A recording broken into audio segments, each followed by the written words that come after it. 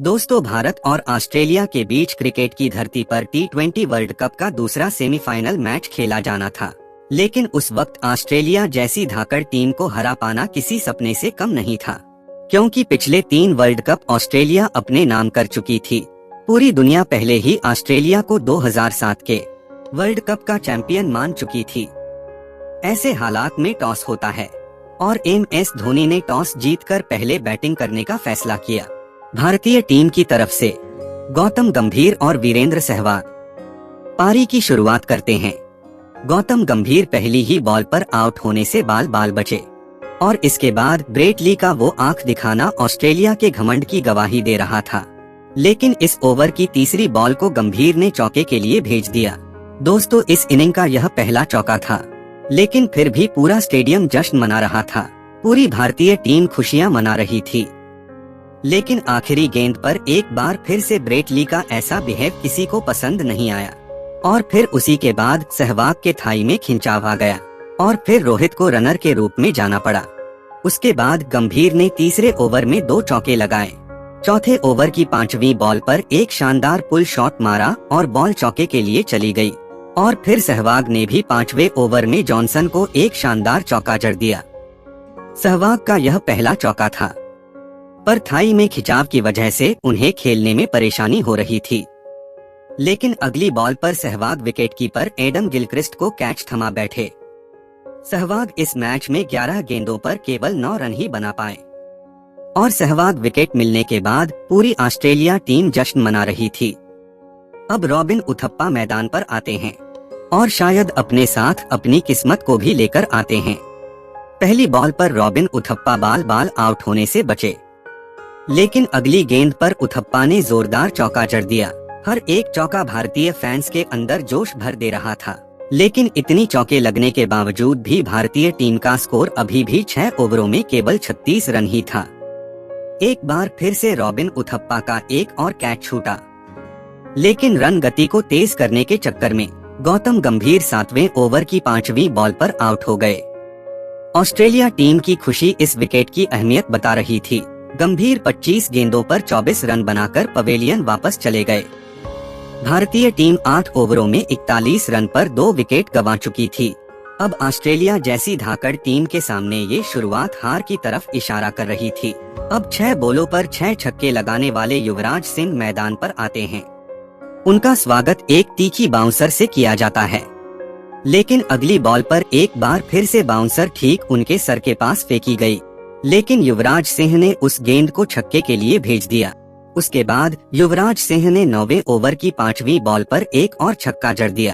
युवराज सिंह के छक्के देख पूरा स्टेडियम खुशी से झूम रहा था।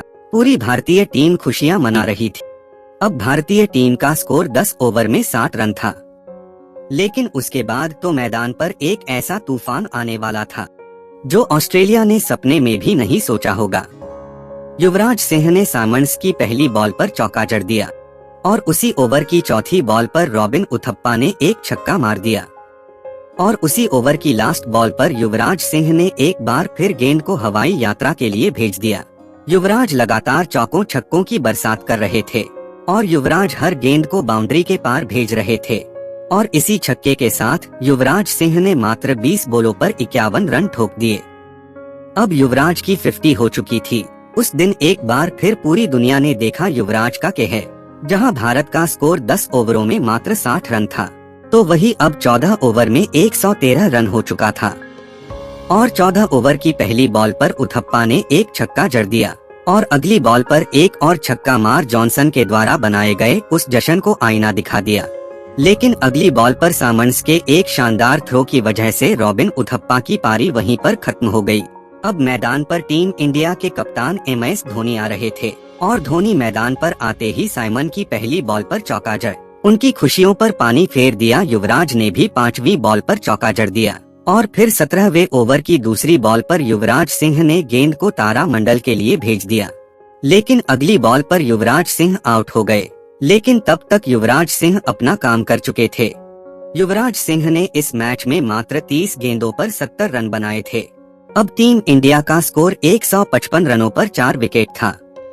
अब मैदान पर रोहित शर्मा MS धोनी की जोड़ी मौजूद थी। और MS धोनी ने भी छक्कों और चौकों की बरसात कर दी और अपनी टीम को शानदार फिनिशिंग देने का काम किया। और रोहित ने भी एक छक्का लगाया और धोनी ने इस मैच में 18 गेंदों पर 32 रनों की बहुत ही महत्वपूर्ण पारी खेली। धोनी लास्ट में रन चुराने के चक्कर में रन आउट हुए, लेकिन इसके बाद लास्ट गेंद पर इरफान पठान चौके के साथ मोमेंटम को अपने साथ लेकर पवेलियन चले गए। भारतीय टीम ने ऑस्ट्रेलिया को 189 रनों का एक विशाल टारगेट दिया, लेकिन ऑस्ट्रेलिया जैसी टीम के सामने यह स्कोर कुछ खास नहीं था। अब ऑस्ट्रेलिया टीम मैदान पर आती है आज, या तो ऑस्ट्रेलिया का घमंड टूटने वाला था या तो फिर ऑस्ट्रेलिया का विजय रथ जारी रहने वाला था। और पहले ही ओवर की तीसरी बॉल पर गिलक्रिस्ट चौका जड़ अपने इरादे को साफ कर दिया और फिर अगले ही ओवर में एक छक्का जड़ दिया। ऑस्ट्रेलिया के दोनों बल्लेबाजों ने स्कोर कार्ड को आगे बढ़ाना शुरू कर दिया।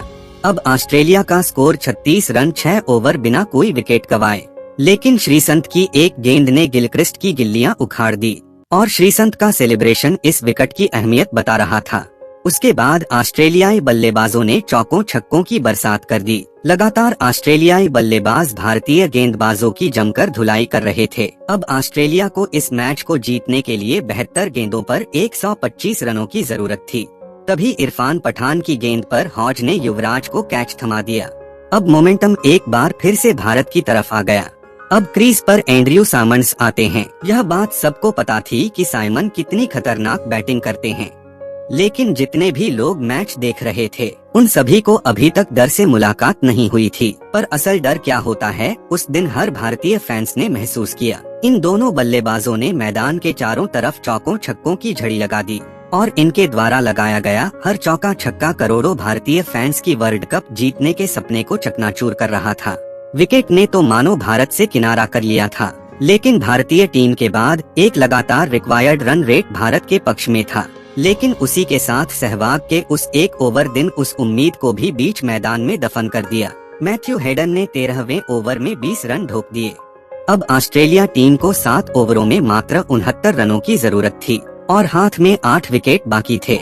अब ऑस्ट्रेलिया को 36 गेंदों 60 रनों की जरूरत थी। ऐसे में धोनी ने गेंद श्रीसंत को थमाई और श्रीसंत ने उस ओवर की चौथी गेंद में मैथ्यू हेडन को बोल्ड कर दिया।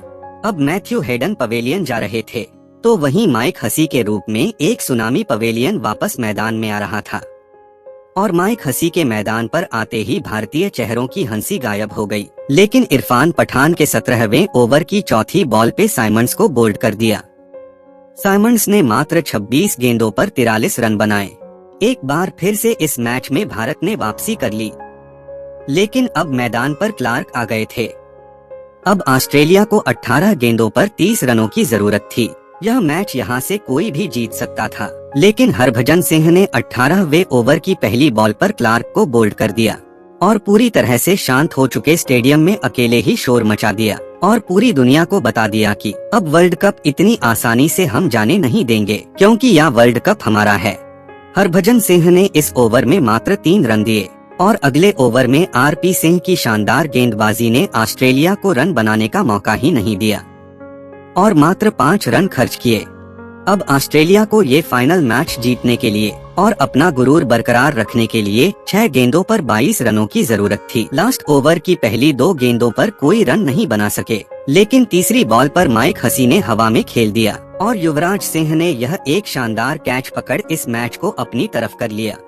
अब यह मैच पूरी तरह से भारत ने जीत लिया था। ये मैच औपचारिकता भर बचा हुआ था, क्योंकि 3 गेंदों पर 22 रनों की जरूरत थी और जोगिंदर शर्मा ने 5वीं बॉल पर ब्रेट ली को बोल्ड कर दिया और आज एक इतिहास लिखा गया जो क्रिकेट की धरती में हमेशा हमेशा के लिए अमर हो गया।